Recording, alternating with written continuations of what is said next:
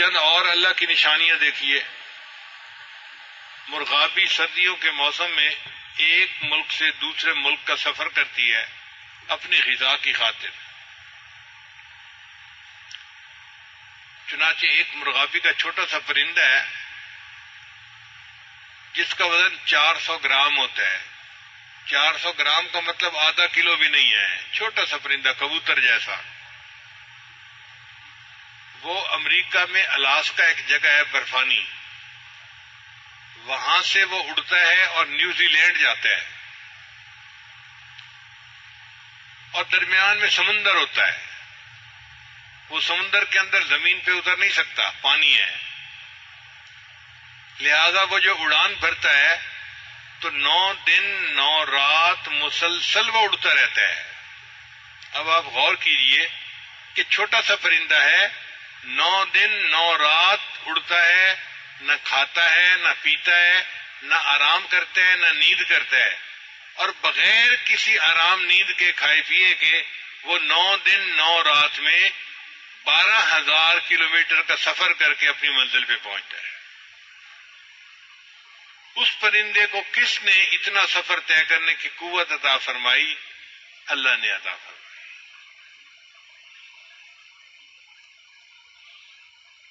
چنانچہ گدھ ایک پرندہ ہے، تو افریقہ میں ایک گدھ پائی جاتی ہے، اس کا نام ہے رفیل گریفن.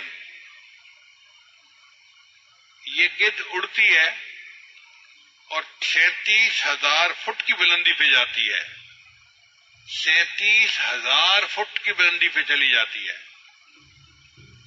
وہاں پہ سرد ہوا کی لہریں ہوتی ہیں، یہ ان لہروں کے درمیان اپنا سفر کرتی ہے اور اپنی منزل پہ پہنچ جاتی ہے. وہاں پہ ٹیمپریچر -50 ڈگری سینٹی گریڈ ہوتا ہے. 0 پہ تو برف جمتی ہے، تو -50 ڈگری سینٹی گریڈ پہ تو پتہ نہیں کیا کچھ جم جائے. یہ اس ٹیمپریچر پہ جا کے پھر اپنے سفر کرتی ہے، اور اتنی بلندی پہ آکسیجن 10% رہ جاتی ہے. جو لوگ پہاڑوں پہ چڑھتے ہیں وہ 15-20 ہزار فٹ کی بلندی پہ جاتے ہیں تو آکسیجن وہاں پہ 10% رہ جاتی ہے، 100 میں سے 10%. تو ان کو سلنڈر اپنے ساتھ لے کے جانے پڑتے ہیں. وہ اوپر جا کے سانس سلنڈر سے لیتے ہیں. اگر سلنڈر سے سانس نہ لیں تو دم گھٹ کے مر جائیں وہ. آپ بتائیے اگر 15-20 ہزار کی بلندی پہ ان کو آکسیجن کی ضرورت پڑتی ہے تو اس گدھ پرندے کو 37,000 فٹ کی بلندی پہ کون آکسیجن پہنچا رہا ہے؟ اور اس تھوڑے آکسیجن کے ساتھ یہ کمفرٹیبلی اڑتا ہے اور ہزاروں میل کا سفر کر کے اپنی منزل پہ پہنچتا ہے.